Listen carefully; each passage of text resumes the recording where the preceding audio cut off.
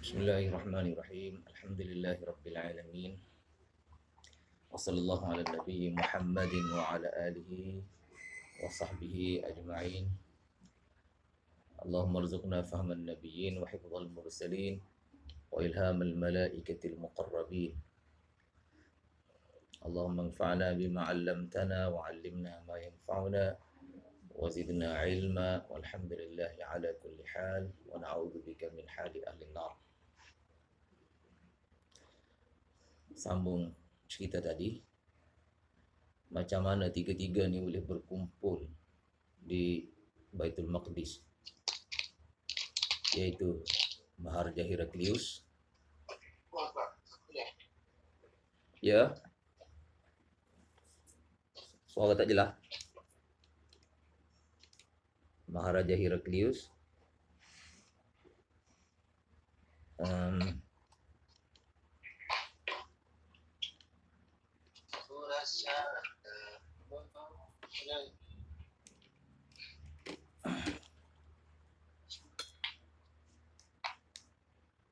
Maharaja Heraklius, kemudian Abu Sufyan, dan siapa nama ni, Dihyah. Macam mana tiga-tiga ni? Tadi kita dah cerita dah dua orang. Cerita berkenaan Maharaja Heraklius berada di Syam ataupun berada di Baitul Maqdis sebab beliau bernazar.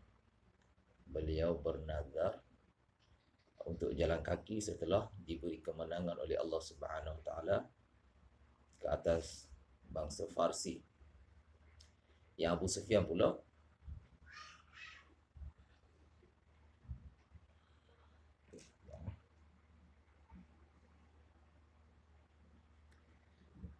kalau saya cabut handphone ni dengar?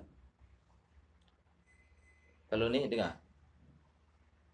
Tak pakai earphone. Dengar? Yang ni dengar? Ya?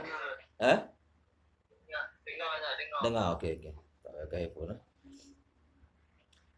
Jadi Abu Sufyan pula berada di sana kerana kebetulannya beliau sedang berada dalam tempoh perjanjian Hudaibiyah. Maknanya laluan untuk ke Syam daripada Makkah, laluannya aman. Orang Quraisy berpeluang untuk menjalankan perdagangan mereka ke Syam. Itu sebabnya Abu Sufyan berada di Syam. Kemudian satu orang lagi, Dihyah pula Al-Kalbi, satu orang sahabat Nabi yang sering dihantar oleh Nabi SAW sebagai utusan untuk bawa surat Nabi. Beliau berada di sana kerana bawa surat Nabi. Cuma tak dapat dipastikan adakah kali ini Dihyah ke yang bawa ataupun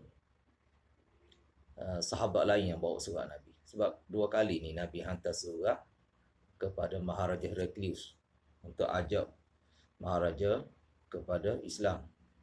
Dua kali. Ini kali pertama ketika dalam perjanjian Hudaibiyah. Semasa perjanjian Hudaibiyah ni, Nabi boleh tafarruq, mana Nabi boleh beri penumpuan kepada raja-raja yang ada di sekitar Hijaz untuk tulis surat kepada mereka untuk dakwah mereka kepada Islam. Peluang tu ada. Semasa sebelum perjanjian, banyak tumpuan Nabi adalah untuk berdepan dengan orang Makkah, orang Quraisy Makkah. Nabi tak ada peluang, ini ada peluang. Jadi peluang yang pertama yang Nabi tulis surat kepada Maharaja Heraklius ialah ketika ini, dalam tempoh perjanjian Hudaibiyah. Kemudian bila Dihyah bawa surat, kaedah bawa surat pada masa tu tak boleh direct, tak boleh langsung kepada Maharaja, tapi kena melalui governor. Di sini Dihyah bawa surat melalui governor atau wakil kerajaan, iaitu Raja Busra, pemerintah Busra, Hakim Hakim Busra, melalui pemerintah Busra. Pemerintah Busra itulah yang angkat surat tu kepada Kaisar, kepada Maharaja Heraklius. Kemudian Maharaja Heraklius suruh Dihyah bawa surat tu kepada seorang kawannya, padri besar yang ada di Rom, Daghatir. Nama padri itu Daghatir, untuk minta pandangan Daghatir sama ada Nabi yang uh, baru timbul ini, adakah Nabi yang benar ataupun Nabi palsu, untuk minta pandangan daripada Daghatir. Daghatir sekadar bersetuju dengan pandangan Heraklius bahawa Nabi ini Nabi yang benar dan Nabi akhir zaman, sebagaimana Maharaja Heraklius telah lihat melalui ilmu nujumnya, Malikul Khitan qad zahara, raja yang menjadi raja yang memimpin umat yang berkhatan, iaitu umat Arab lah, telah pun muncul. Jadi padri besar ni yang nama Daghatir, dia bersetuju sekadar itu saja, sekadar dia menzahirkan persetujuan dia ataupun sama fikirannya dengan Heraklius, tapi tak sampai dia beriman. Cuma tak dapat dipastikan yang bawa surat kali ini adakah Dihyah ataupun sahabi yang lain. Yang padri besar yang terima surat yang dihantar oleh Heraklius untuk minta pandangan, itu memang Daghatir. Berbeza kali yang kedua. Kali yang kedua Nabi sekali lagi hantar surat juga untuk ajak Maharaja Heraklius ni supaya beriman. Kali ini dalam perjalanan Nabi ke Tabuk, surat yang kedua ni. Surat kedua ni memang muta'ayyin, Dihyah yang bawa.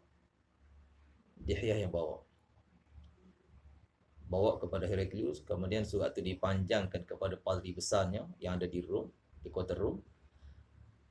Padri besar kali ini dia menzahirkan Islamnya. Cuma tak dapat dipastikan adakah dia Daghatir ataupun padri yang lain. Kali yang kedua ni, yang bawa surat memang sahabi, memang Dihyah, muta'ayyin. Tapi padri yang menzahirkan Islamnya, yang mengucap kalimah syahadah, ini tak dapat dipastikan adakah dia Daghatir ataupun padri yang lain. Ala ayyi halin, bila dia dibunuh oleh orang Rom, maka Dihyah pun keluarlah daripada majlis itu. Dia balik kepada Maharaja Heraklius, dia ceritalah apa yang berlaku, bahawa padri besar telah dibunuh oleh orang Rom setelah mengucap syahadah dan setelah menzahirkan keislamannya. Maka Maharaja Heraklius kata, kamu boleh agak sendiri apa akan berlaku kepada aku kalau aku menzahirkan keimanan aku kepada Nabi Muhammad ini. Jadi sebab tu bila Maharaja Heraklius tulis surat jawapan kepada Nabi, mengatakan inni muslimun, aku Islam, apa Nabi punya respon terhadap kenyataan Heraklius? Kadzaba, Nabi kata, kadzaba, dusta ia, bal huwa ala nasraniyatihi, bahkan dia kekal dengan agama Kristiannya. Dusta dia. Sebab tu walaupun ada dua pendapat kan tentang Heraklius ni, dia mati dengan Islam ke ataupun mati tanpa Islam, ada dua pendapat. Tapi yang rajihnya, yang kuatnya ialah pendapat yang mengatakan dia mati alal kufr, mati tanpa iman. Dia lebih kurang macam Abu Talib ni. Abu Talib dia iktiraf Nabi ni Nabi yang benar. Dia sekadar iktiraf sajalah, tapi tidak sampai kepada adanya tasdiq qalbi, tak sampai adanya akur, hati akur. Sekadar menzahirkan bahawa Nabi ini benar, dan menzahirkan ke apa nama ni, menzahirkan apa ni, keprihatinan terhadap dakwah Nabi. Sekadar itu saja Abu Talib buat kan, sekadar itu saja, tapi tak sampai dia sanggup kan, sanggup mengorbankan dia punya jah dia, kedudukan dia. Kalau Heraklius pula tak sanggup mengorbankan mulk kerajaan dia dan daulat dia, jadi sekadar itu saja, maka dia dianggap mati alal kufr, bukan mati alal iman, mati dengan kekufuran. Itu ceritanya macam mana 3 orang tadi boleh berkumpul dekat Baitul Maqdis. Fil muddati allati kana Rasulullah sallallahu alaihi wasallam madda fiha Aba Sufyan wa kuffar Quraisy. Madda bermakna salaha, membuat perjanjian gencatan senjata, maknanya tidak akan ada peperangan antara kita.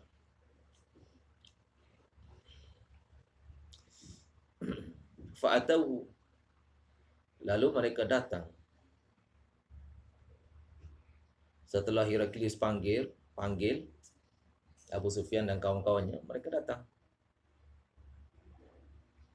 Wahum bi Ilya, mereka ketika itu berada di Baitul Maqdis. Siapa dia? Heraklius dengan tentera-tenteranya, dengan menteri-menterinya, pembesar-pembesarnya ada di Ilya. Ilya yakni Baitul Maqdis. Tolong tutup tu. Siapa yang buka, tolong tutup dia punya mikrofon dia. Maka fada'ahum fi majlisihi, Maharaja Heraklius memanggil Abu Sufyan dengan kafilahnya, dengan rakan-rakannya di dalam majlis. Wa haulahu 'azama'ur Rum, dan di sekelilingnya pembesar-pembesar Rom. Thumma da'ahum wa da'a bi tarjumani. Tadi panggil dah sekali, ni panggil pula kali yang kedua. Biasalah kan dalam istana ke apa ke, dia ada satu panggil ke bilik menunggu ke bilik menanti ke apa ke, lepas tu panggil kali yang kedua ke balai penghadapan. Itu jadi 2 kali panggil tu. Fada'ahum thumma da'ahum, panggil sekali lagi ke balai penghadapan. Kemudian wada'a bi tarjumanihi, Heraklius memanggil jurubahasanya untuk jadi orang tengah, sebab dia tak boleh bahasa Arab, tak boleh. Abu Sufyan pula tak boleh menguasai bahasa Rom.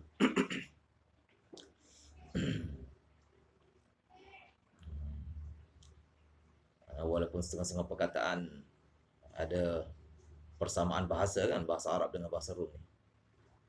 Macam perkataan qistas, wazinu bil qistasil mustaqim. Qistas dalam Quran tu bahasa Arab pun kata qistas dengan makna neraca, bahasa Rom juga qistas dengan makna neraca. Ada sikit sebanyak persamaan. Tapi selagi tak boleh menguasai dalam peratusan yang banyak mufradat lugah, mufradat mana-mana bahasa ni, vocabulary mana-mana bahasa, selagi tak boleh dikuasai dalam peratusan yang banyak, memang tak boleh nak kuasai bahasa berkenaan.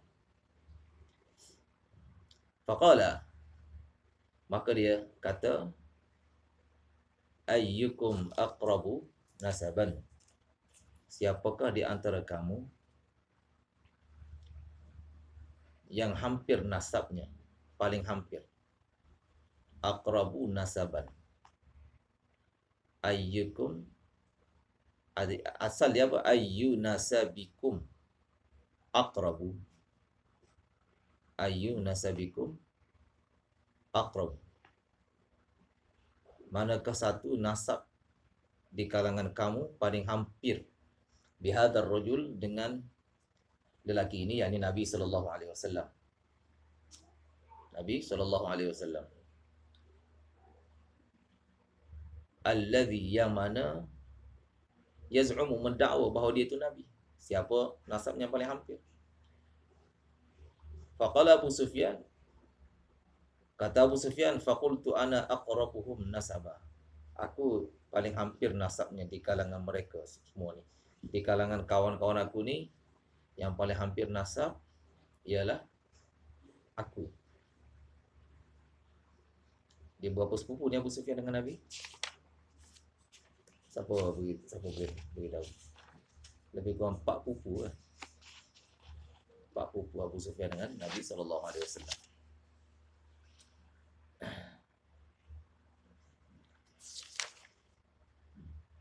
Faqala adnuhum minni, dekatkan ia kepadaku.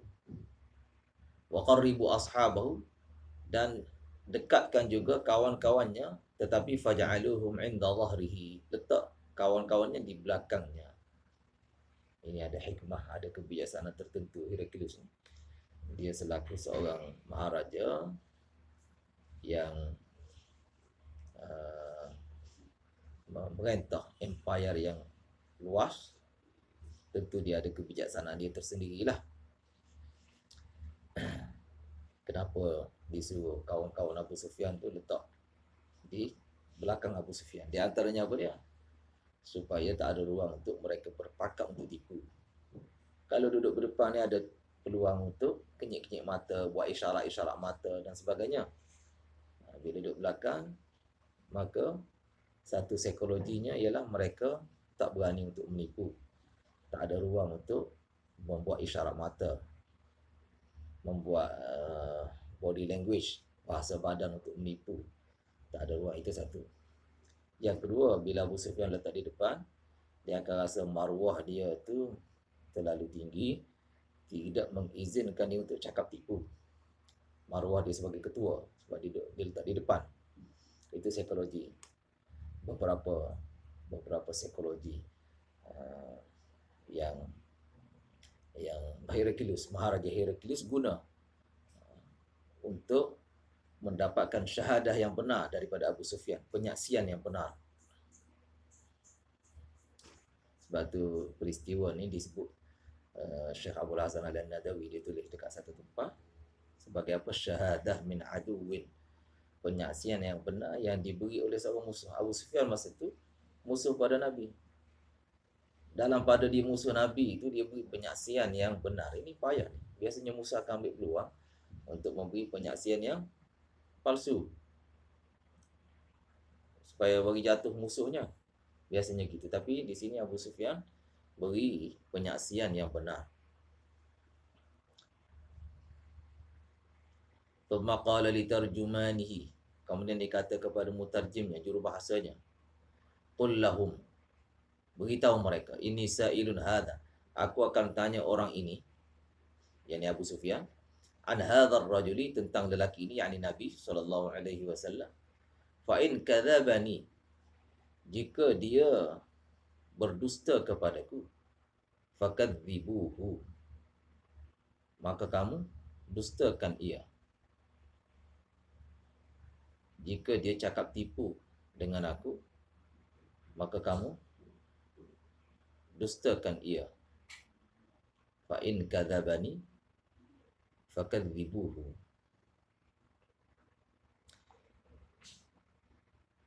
Jika dia cakap tipu kepada aku, maka kamu dustakanlah percakapannya. Wallahi, kata Abu Sufyan, demi Allah, Abu Sufyan walaupun dia musyrik, tapi dia tetap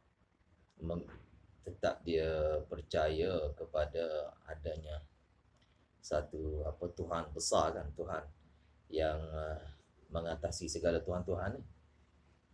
Orang Quraisy ada 360 berhala. 300 wa sittuna sanaman. 360 berhala. Tetapi wala in sa'altahum man khalaqas samawati wal arda la yaqulunna Allah. Kalau kamu tanya kepada mereka, siapa cipta langit bumi, mereka kata Allah. Wa ma yu'minu aktsaruhum billahi illa wa hum musyrikun. Mereka beriman pada Allah, dalam masa yang sama mereka syirik. Mereka beriman adanya Allah yang merupakan Rabbul Arbab, Tuhan kepada segala Tuhan. Tapi dalam masa yang sama mereka mengatakan ada Tuhan-Tuhan kecil yang mempunyai kuasa tertentu, kuasa ke atas hujan, kuasa untuk beri anak, kuasa untuk beri rezeki, kuasa untuk beri kemakmuran, keamanan dan sebagainya. Maka ini tak boleh ni. Dalam Islam, menganggap adanya Tuhan-Tuhan yang lain mempunyai kuasa tertentu, tak boleh, dan itu adalah syirik. Akidah seperti ada pada orang Hindu, kan akidah syirik. Sebab segala kuasa hanya milik Allah Subhanahu wa taala. Segala kuasa hanya milik Allah Subhanahu wa taala. Kata Abu Sufyan, wallahi, kerana dia percaya adanya satu Tuhan yang teratas yang namanya Allah, sebab tu dia bila bersumpah, dia bersumpah dengan guna nama Allah. Abu Sufyan ni, walaupun dia musyrik, tapi bila bersumpah, dia bersumpah dengan nama Allah Subhanahu wa taala.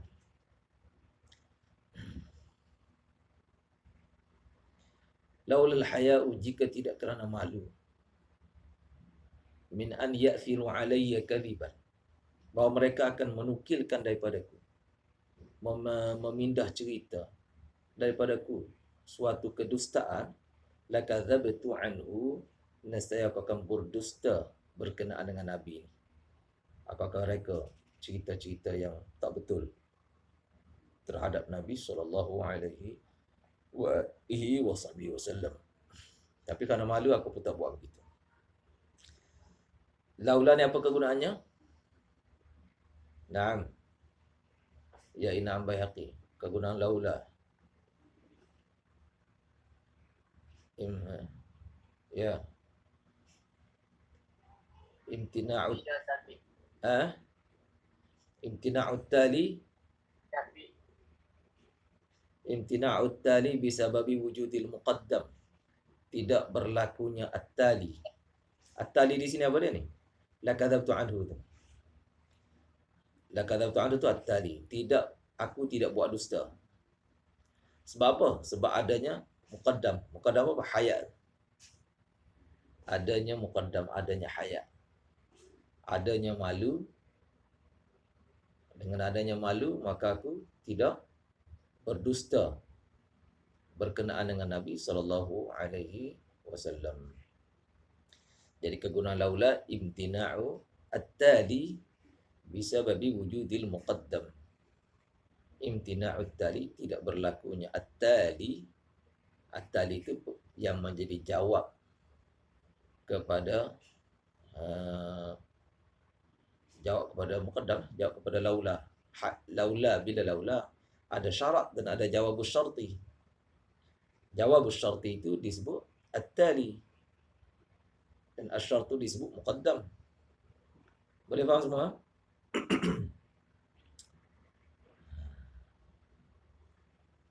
Kerana ada malu, maka aku pun tidak berdosa. Dah daripada mana Abu Sufyan ada rasa malu ni? Dia dah ada terima syariat ke? Malu-malu ni perkara akli ke perkara syar'i? Anda dah belajar dalam Ulumul Usul kan, tahun lepas. Husnul syai'i wa qubhuhu syar'iyyani. Di sisi Ahlussunnah wal Jamaah, baik buruk sesuatu penentuannya syarak. Syar'iyyani, syarak yang menentukan. Dusta, sesuatu yang buruk, penentuan daripada mana? Syarak ke akal?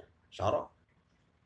Cakap benar baik, cakap benar itu cantik, penentuan daripada mana? Syarak.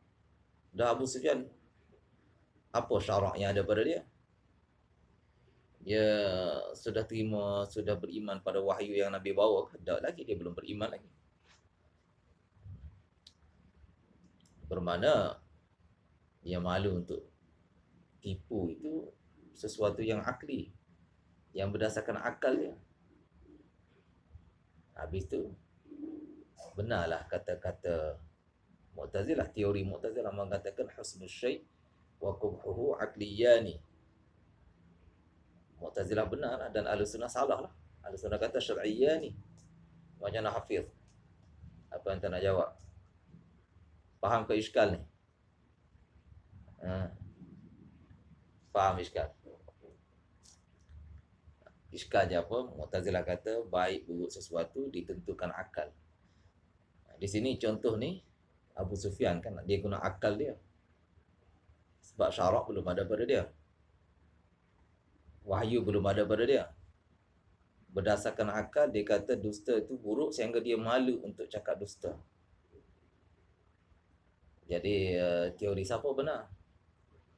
Antara husnul syai' wa qubuhuhu syar'iyyani dengan husnul syai' wa qubuhuhu aqliyyani. Mu'tazilah punya teori. Mana satu yang betul? Di sini menyokong mana? Ya. Faham tak kemusykilan ni?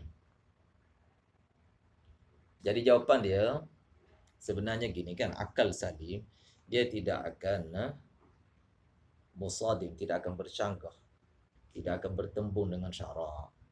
Abu Sufyan walaupun dia belum ada wahyu, belum beriman, belum ada syarak dalam dirinya, tapi dia punya akal yang salim, al-aqlus salim. Al-aqlus salim tidak akan bercanggah dengan wahyu. Apa yang wahyu kata buruk, al-kadhibu tu buruk. Wahyu kata dusta tu buruk. Ala la'natullahi 'alal kadhibin. Laknat Allah untuk orang dusta. Dusta itu buruk. Wahyu kata akal salim pun juga kata buruk. Cakap benar itu bagus. Cakap benar itu sesuatu yang baik. Akal salim akan kata baik. Seperti mana wahyu kata baik. Tidak ada pertembungan. Boleh faham? Dan kita dah sebut dah dalam pelajaran Lubul Usul, ikhtilaf antara Mu'tazilah dengan Ahli Sunnah dalam masalah ni ikhtilaf lafzi, bukan ikhtilaf hakiki. Ikhtilaf yang merujuk kepada dua zaman yang berlainan. Kalau zaman dah turun wahyu, wahyu ialah jadi penentu. Yang Mu'tazilah kata akal penentu, yakni merujuk kepada zaman sebelum datang wahyu. Sebelum datang wahyu, akal lah jadi penentu, baik buruk. Sesudah datang wahyu, wahyulah jadi penentu, baik buruk. Jadi ikhtilaf begitu, sekadar ikhtilaf lafzi sahaja.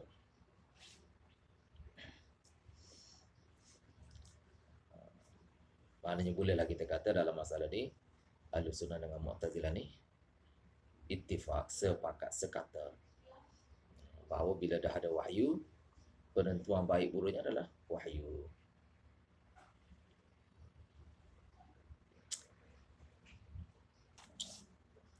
Cuma mungkin ada beza dari segi apa, dari segi takdim, mengutamakan akal ataupun mengutamakan wahyu, mungkin ada beza lah.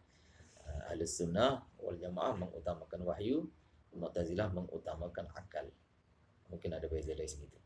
Dari segi penentuan baik buruk adalah wahyu. Setelah kedatangan wahyu, wahyulah yang jadi penentu baik buruk.